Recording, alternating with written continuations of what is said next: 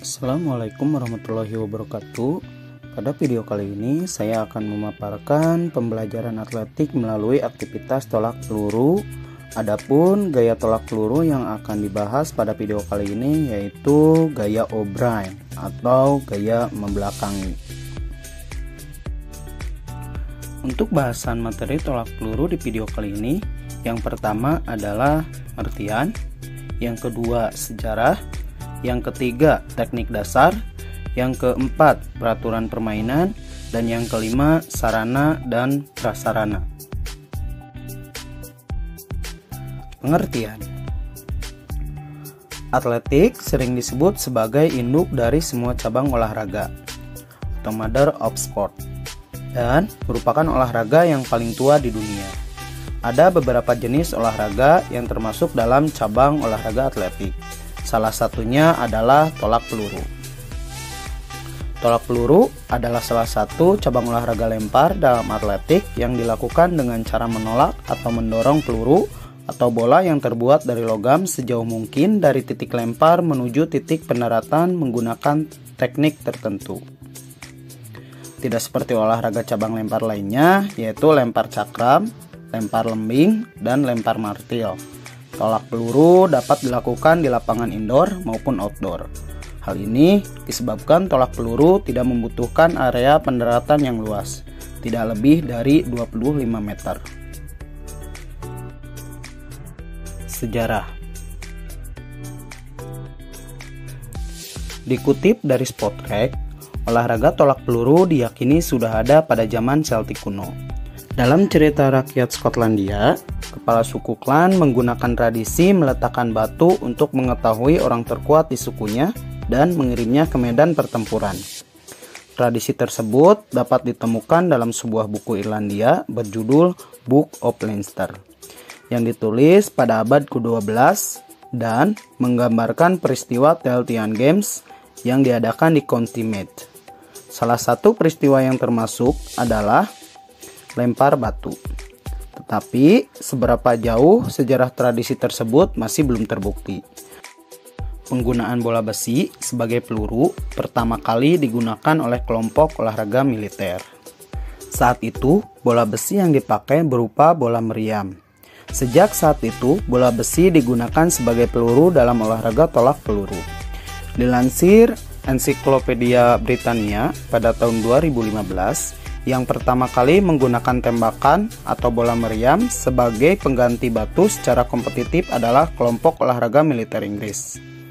Olahraga tolak peluru mulai dikompetisikan dalam Olimpiade pada tahun 1896. Berat peluru atau bola besi yang digunakan beragam, mulai dari 2,76 kg hingga 7,26 kg. Hal ini bergantung pada tingkatan usia serta gender atletnya. Teknik dasar. Yang pertama adalah gerak spesifik memegang peluru. Adapun caranya, yang pertama adalah peluru dipegang dengan jari-jari tangan dan terletak pada telapak tangan bagian atas. Peluru diletakkan pada telapak tangan bagian atas atau pada ujung telapak tangan yang dekat dengan jari-jari tangan. Yang kedua, jari-jari tangan direnggangkan atau dibuka, yaitu jari manis, jari tengah, dan jari telunjuk. Dipergunakan untuk menahan dan memegang peluru bagian belakang. Jari kelingking dan ibu jari digunakan untuk memegang atau menahan peluru bagian samping, yaitu agar peluru tidak tergelincir ke dalam atau keluar. Selanjutnya, setelah peluru tersebut dapat dipegang dengan baik, kemudian letakkan pada bahu dan menempel melekat di leher. Siku diangkat ke samping sedikit agak serong ke depan.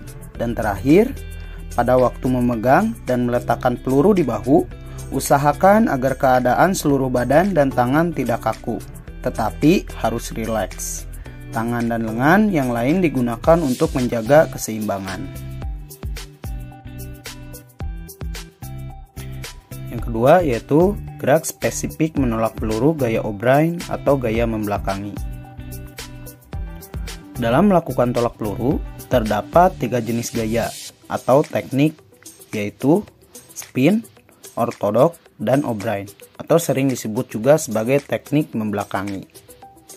Gaya O'Brien atau disebut juga gaya membelakangi dalam tolak peluru merupakan gaya melempar dengan sikap awalan membelakangi area tolakan. Rangkaian langkah melakukan tolakan peluru menggunakan gaya O'Brien adalah sebagai berikut. Yang pertama, posisi awalnya berdiri tegak pada kaki kanan membelakangi arah gerakan tolakan. Kaki kiri secara rileks ke belakang dengan ujung jarinya menyentuh tanah.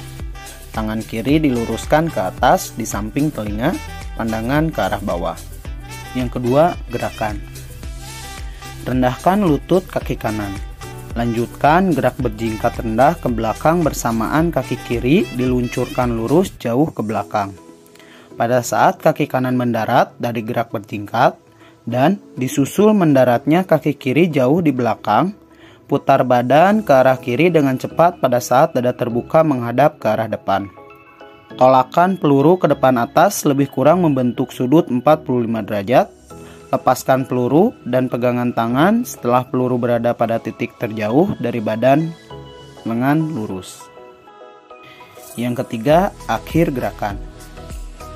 Kaki kanan digerakkan ke depan menggantikan kaki kiri hingga tumpuan berpindah pada kaki kanan. Badan condong ke depan, kaki kiri di belakang badan. Berikut gambar rangkaian tolak peluru gaya membelakangi.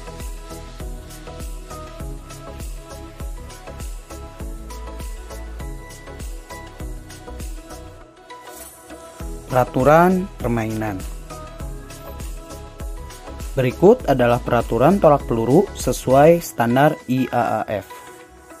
Yang pertama, atlet diperbolehkan memasuki lingkaran tolakan dari arah mana saja. Biasanya, para atlet memilih untuk memasuki lingkaran dari samping dan belakang. Yang kedua, atlet tolak peluru hanya diberi waktu selama 60 detik untuk menyelesaikan pertandingan. Dihitung sejak namanya dipanggil. Jika dalam waktu 3 menit belum juga melakukan tolakan, atlet dikenakan diskualifikasi. Yang ketiga, atlet dilarang menggunakan sarung tangan, tetapi boleh menggunakan pelindung ruas jari atau tapping selama pertandingan. Yang keempat, atlet boleh memegang bagian dalam wilayah lemparan berupa lingkaran besi. Yang kelima, atlet harus menahan peluru menggunakan leher selama melakukan gerakan tolakan. Yang keenam, atlet akan didiskualifikasi jika meletakkan peluru tidak sesuai dengan peraturan, misalnya di belakang kepala atau di depan perut. Yang ketujuh, peluru hanya boleh ditolak dengan menggunakan satu tangan dengan posisi lebih tinggi dari bahu. 8. Gerakan tolakan hanya boleh dilakukan di dalam lingkaran. Sedikit saja kakinya berada di luar batas lingkaran, atlet tersebut dinyatakan didiskualifikasi. Yang 9. Peluru harus mendarat di sekitar area pendaratan yang disediakan, 34,92 derajat. Atlet akan didiskualifikasi jika peluru jatuh di luar sektor pendaratan atau 3 kali melakukan kegagalan. 10. Pengukuran dilakukan mulai dari lokasi tempat peluru pertama kali jatuh sampai ke tengah lingkaran. 11. Setelah melakukan lemparan, atlet harus meninggalkan lingkaran melalui sisi belakang lingkaran. 12. Atlet baru boleh meninggalkan lingkaran setelah peluru mendarat. Sarana dan prasarana.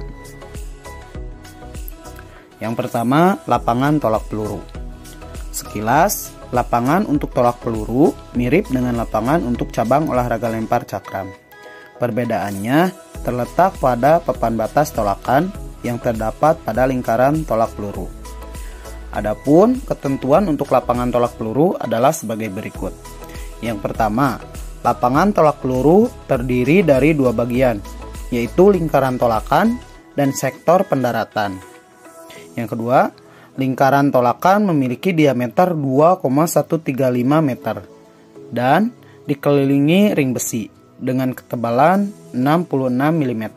dan tinggi 2 cm sebagai batas lingkaran. Bagian depan lingkaran tolakan dipasangi balok atas tolakan dengan panjang 1,22 meter, tinggi 10 cm, dan tebal 11,4 cm.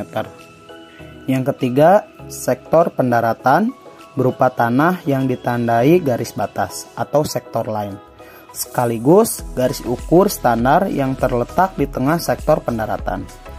Panjang sektor pendaratan minimal 25 meter dengan sudut 45 derajat. Yang kedua, peluru. Untuk peluru yang digunakan terdapat beberapa ketentuan sebagai berikut. Yang pertama, peluru dapat dibuat dari besi, pasir, logam solid, stainless steel, material sintetis, atau polivinil. Untuk yang kedua, ukuran peluru disesuaikan dengan jenis lapangan yang digunakan. Untuk pertandingan yang diadakan di lapangan indoor, ukuran peluru yang digunakan sedikit lebih besar dari pertandingan.